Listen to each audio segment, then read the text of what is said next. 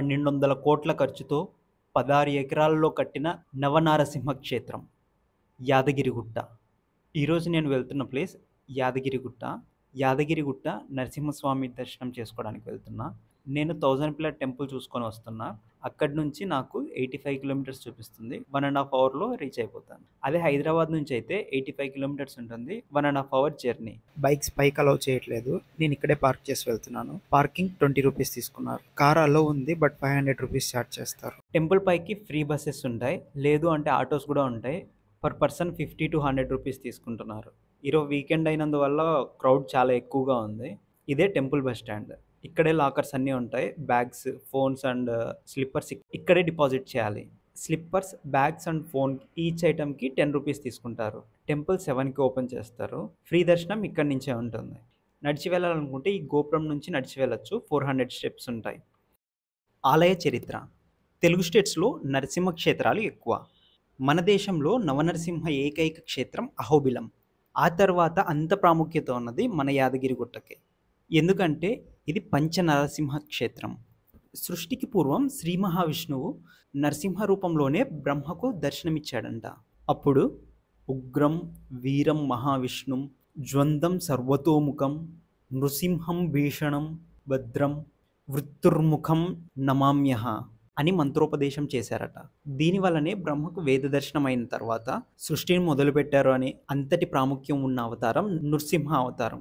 అలాంటి నరసింహుడు వెలిసిన క్షేత్రం యాదగిరిగుట్ట.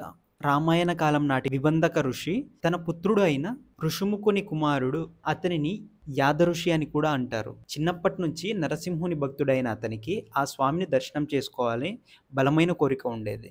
మరి నరసింహస్వామిని అన్వేషించడానికి అడవులు, కొండలు, గుట్టలు తిరిగాడు.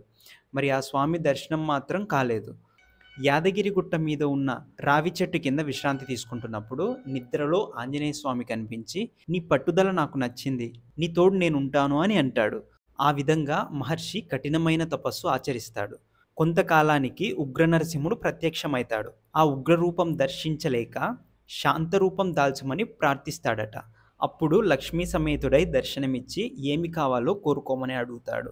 నీ దర్శనం కోసం ఇంత తపస్సు చేశాను, అందుకే నువ్వు ఇక్కడ శాంతరూపంలో కొలువై ఉండు అని కోరుతాడు. కొండపైన ఈ విధంగా స్వామి ఆవిర్భవించడం అనేది జరిగింది.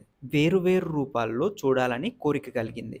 అది స్వామిని కోరితే అప్పుడు స్వామి, నువ్వు నా ఉగ్రరూపం చూడలేవు, అయినా సరే నీకోసం 4 రూపాలు చూపిస్తాను అని జ్వాల, జోగనంద, గండబేరుండ, నరసింహ రూపాలుగా దర్శనమిచ్చాడు. ఈ టెంపుల్ కోసం గవర్నమెంట్ 1200 కోట్లు ఖర్చు పెట్టారు. 2022 మార్చి 28వ తేదీ ఈ టెంపుల్ని ఓపెన్ చేశారు. ముందు ఇక్కడ 2 ఎకరాల్లో మాత్రమే ఈ గుడి ఉండింది. ఇప్పుడు మొత్తం 16 ఎకరాల్లో నిర్మించారు. ఈ గుడిని నిర్మించడానికి కేవలం బ్లాక్ స్టోన్ని మాత్రమే యూజ్ చేశారు. ఈ బ్లాక్ స్టోన్ని కృష్ణశిల అని అంటారు. ఈ స్టోన్ని మొత్తం ఒకటే ప్లేస్ నుంచి తెప్పించి గుడిని నిర్మించారు.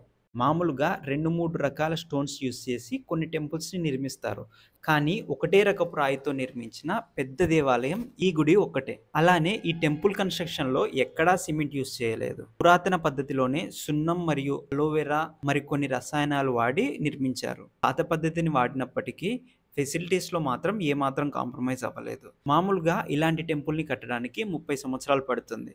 ఇప్పుడు ఉన్న అడ్వాన్స్ మిషన్స్ వల్ల 5 సంవత్సరాల్లోనే కంప్లీట్ చేశారు. ఎవ్రీ ఇయర్ మార్చ్లో ఇక్కడ బ్రహ్మోత్సవాలు జరుగుతాయి. ఈ టెంపుల్లో మొత్తం 600 విగ్రహాలు ప్రతిష్ఠించారు. హైదరాబాద్ నుంచి యాదగిరిగుట్టకి ఎవ్రీ 30 మినిట్స్కి బస్సెస్ ఉంటాయి. Ticket price 80 rupees. Yadagirigutta bus stand నుంచి టెంపుల్కి ఫ్రీ బస్సెస్ దొరుకుతాయి. ఆ స్టెప్స్ పైన కూడా వెళ్ళొచ్చు. 400 స్టెప్స్ ఉంటాయి. రిటర్న్ కూడా సేమ్ యాదగిరిగుట్ట నుంచి హైదరాబాద్కి ఫ్రీక్వెంట్గా బస్సెస్ ఉంటాయి. Ticket price 80 rupees. నెక్స్ట్ నేను వెళ్తున్న ప్లేస్ భీమలింగేశ్వర స్వామి టెంపుల్.